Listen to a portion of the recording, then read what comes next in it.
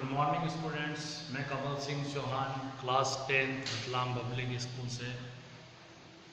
आज हमारा जो टॉपिक है वो हिंदी के संचयन पाठ्य पुस्तक से लिया गया है और वो चैप्टर नंबर 1 है जिसका नाम है हरिहर काका। यह लेखक मिथिलेश्वर ने ही लिखी है कहानी, जो लेखक के रूप में बचपन से उनके साथ था। इस कहानी को जब हम सुनते हैं तो इस कहानी के अंतर्गत हम देखते हैं कि हमारे समाज में किस प्रकार से आज बुजुर्ग व्यक्ति, खासतौर से ऐसे व्यक्ति जिनका परिवार में काफ़ी धन दौलत है और परिवार भी बड़ा है, विस्तृत है, जमीन जायदाद का लालच सबको होता है, तो आजकल हमारे समाज में बुजुर्गों की सेवा उसी स्थिति में की जाती है जब उनसे कुछ मिलने का लालच या आभास हो। वरना बच्चे एक बच्चा दूसरे बच्चे को माँ बाप को सौंपता है, दूसरा तीसरे को, तीसरा चौथे का, इस प्रकार माता पिता भटकते रहते हैं। कई बार ऐसा होता है कि माँ अलग बेटे के पास रह रही, पिता अलग बेटे के पास रह रहा है। तो क्या माता पिता ने हमें इसी दिन को देखने के लिए पाला पोसा और बड़ा किया था? क्या वे इसी दिन को देखने के लिए हमारे पूरे जीवन भर मेहनत करते हैं? हमने वो बागबान मूवी देखी थी, उसके अंदर भी यही होता है, बच्चे माता पिता को बांट देते हैं, उनके प्यार को थोड़ी नहीं बांट सकते हो। हालात इतने कदर बेकार हो गए हैं समाज के कि व्यक्ति धन के लालच में, जायदाद के लालच में कुछ भी करने को तैयार है। और यही कहानी हरिहर काका के साथ भी घटित हुई है, जो हम आज विस्तृत से पॉइंट टू पॉइंट चर्चा करेंगे। सबसे पहले हरिहर काका का परिचय हम देते हैं। हरिहर काका है कौन? हरिहर काका ग्रामीण व्यक्ति हैं, गांव में रहने वाले किसान हैं, आमतौर पर जो सब रहते हैं। उनके पास कुल 60 बीघा जमीन है, 60 बीघा जमीन है। उनकी 2 शादियां हुई थी और दोनों शादियों के पश्चात कोई संतान नहीं हुई और दोनों ही पत्नियों की असमय मृत्यु भी हुई। कुछ लोगों ने बाद में बोला भी कि आप तीसरी शादी भी कर लीजिए, पर हरिहर काका को लगा जब 2 पत्नियां मेरे साथ नहीं रह सकी, तीसरी भी कर भी ली तो मेरा क्या जीवन बदलाव हो जाएगा, तो उन्होंने शादी अब नहीं करने का निश्चय किया। ऐसी परिस्थितियों में जो हरिहर काका के जो भाई थे, उनको, उनकी पत्नियों को हरिहर काका की 60 बीघा जमीन नजर आ रही थी, जो काफ़ी ज़्यादा होती है, अच्छी खासी कीमत होती है। शुरुआत में हरिहर काका को लाभ के लालच में अच्छा भोजन भी दिया गया, पर हरिहर काका का कोई रिएक्शन नहीं था। कुछ दिनों पश्चात दूसरी बहू ने भी अच्छा भोजन देना बंद कर दिया, तो हरिहर काका को विचलित हो गए। अब हम बात करते हैं लेखक के बारे में। तो लेखक जो है हरिहर काका का पड़ोसी था और बचपन से ही हरिहर काका ने उसको गोदी में खिलाया था। इससे उससे आत्मीयता के भाव थे। दूसरी बात, हरिहर काका का कोई संतान नहीं थी, इस वजह से भी वो उस लेखक को अपनी संतान के रूप में मानने लगे थे।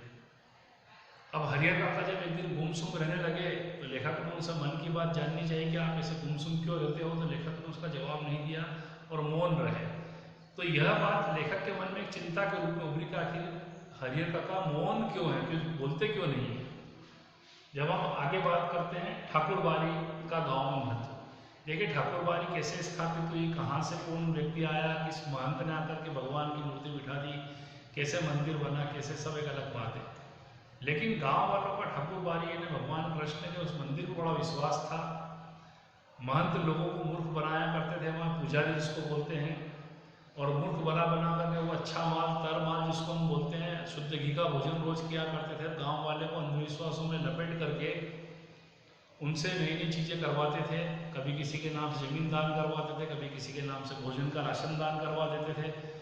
इस प्रकार गांव वालों का भी एक माहौल बन चुका था कि ठाकुरबाड़ी में जो मन्नत मांगता है व्यक्ति, वो मन्नत पूरी होने पर, चाहे अच्छी फसल की हो, चाहे पुत्र के जन्म की हो या पुत्र के विवाह की हो, वो जब पूरी होती तो बदले में बहुत सारा दान धर्म उस मंदिर में किया करते। ये तो हमको पता ही है कि भगवान कृष्ण तो स्वयं अपने पास कुछ रखते नहीं है, रखता उनका जो सेवा करने वाले जो लोग हैं, पुजारी लोग, वही अपनी प्रॉपर्टी बढ़ाते रहते हैं।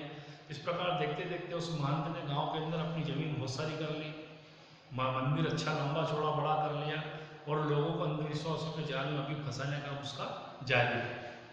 परिवार से मोह। एक बार हरिहर काका के परिवार में उनके भाइयों से जुड़ा हुआ कोई मेहमान बाहर से आया, तो घर भर के लोगों ने उस मेहमान के लिए बहुत अच्छा खाना बनाया और बहुत अच्छा खाना बनने के पश्चात जब हरिहर काका का भोजन का नंबर आया तो उनको बासी भोजन दिया गया और शुद्ध खाना जिसको बोलते अच्छा घी में बना हुआ खाना उनको नहीं दिया गया। तो हरिहर काका गुस्सा आया, उन्होंने थाली पटक करके उस दिन के बाद उस घर में से वो निकल गए और अपने अलग कमरे में जाकर के रहने लगे।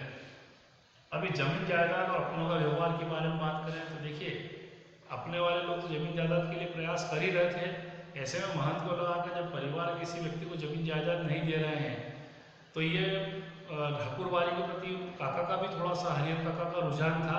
उनको ऐसा लगा कि अगर ये अपने चक्कर में फंस जाए तो इनकी 60 बीघा जो अमूल्य कीमत की है यह मुझे मिल जाएगी और मैं धनवान हो जाऊंगा। तो वो उन पर डोरे डालने लगा, महंत मीठी मीठी बातें करने लगा और उनको पता लगा कि भगवान को दिया गया दान जो है वो आपको आगे स्वर्गलोक में ले जाएगा और उनका मन भी चेंज करने का प्रयास किया। पर हरिहर काका समझदार थे, पढ़े लिखे जरूर नहीं थे, पर समझ तो उनको पूरी थी कि अगर मैंने इसको सब दान दिया तो मेरा बुढ़ापे में क्या होगा। तो वो अपना मना करते थे दान देने का। ऐसे में महंत जो है गुंडे के द्वारा उनको उठवा लेता है और जबरदस्ती उन पर कागज पे अंगूठा निशान लगाने के लिए बोलता है। तो ऐसी परिस्थिति में हरिहर काका के दोनों भाइयों को लगता है कि अगर काका ने दान जमीन मंदिर को कर दी तो हमारा क्या होगा। तो वो पुलिस के पास जाकर पुलिस को लेकर काका का जीवन बचाते हैं। अब वे हरिहर काका की कुछ सेवा करने का प्रयास भी करते हैं और लालच में उनके आसपास मंडरा देते हैं, पर हरिहर काका किसी को कुछ नहीं देते हैं। अब हरिहर काका क्या है, परिवार को छोड़ करके अकेले अपने कमरे पर रहते हैं। पुलिस वाले कुछ दिनों में आते हैं, उनके घर चक्कर काटते हैं और उनके मलाईदार भोजन को अच्छे से सूद के खाते हैं। और उन्होंने हरिहर काका ने एक नौकर भी रख लिया, वो किसी और का भोजन नहीं करते हैं, स्वयं नौकर उनका भोजन बना के खुद भी बढ़िया अच्छा भोजन खाता है और अच्छा भोजन काका को भी करवाता है। तो इस प्रकार जब हम इस पाठ में देखते हैं तो हरिहर काका के जीवन में प्रभाव पड़ गया इन सब घटनाओं का कि सब लालची हैं, कोई भी बिना लालच के सेवा करना नहीं चाहता। देखिए, काका हरिहर काका की मृत्यु के पश्चात उनका सारा प्रॉपर्टी या सारी जमीन जायदाद आखिरी में मिलना भाइयों को परिवारों को ही थी, लेकिन जल्दबाजी जिसको हम बोलते हैं जीवित अवस्था में ही हमको दे दिया जाए। तो हर व्यक्ति को मालूम है कि अगर मैंने अपना सब कुछ किसी को दिया तो बाद में मेरे पास जब कुछ नहीं हुआ तो मेरी सेवा कोई क्यों करेगा। आज के समय में हमारे रिश्ते जो हैं वो लालच पर टिके हुए हैं और लालच ही हमारे समाज को तोड़ने का कार्य कर रहा है। पहले यह शहरों में भी है आजकल और गाँव में भी देखने को मिलता है।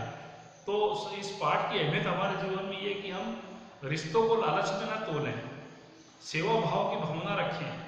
चाहे किसी के पास संपत्ति हो या नहीं हो, उसे अपनेपन की जरूरत होती है। आप उसके साथ अच्छा व्यवहार कीजिए।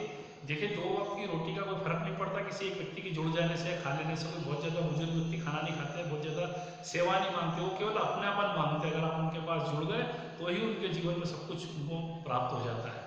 तो हमें यह सीख मिलती है इस पाठ से कि हमें किसी प्रकार का लोभ लालच के बिना ही अपने को इस जीवन में अपने परिवार के लोग, अपने समाज के लोग, अपने आसपास के लोगों के साथ में अच्छा व्यवहार करना चाहिए, बड़े बुजुर्गों के साथ में मिलकर के रहना चाहिए और इन सबको बुरे वक्त में उनका साथ भी देना चाहिए। खासतौर से स्वास्थ्य के लाभ के लिए अगर बीमार तो उनकी दवाइयों की उनकी मदद करनी चाहिए। और 1-2 बार अगर आपको उनसे सामना हो जाता है तो आप अगर उनसे हंस के बोल लेते हैं तो उनके जीवन में आधी खुशियाँ लौट आती है। तो आशा है आपको यह पाठ समझ में आया होगा, इससे जुड़ी बातें आपको समझ में आई होगी। इससे अधिक जानकारी के लिए आप इस पाठ को पूर्ण अध्ययन करें तो आपको और अधिक जानकारी प्राप्त होगी। धन्यवाद।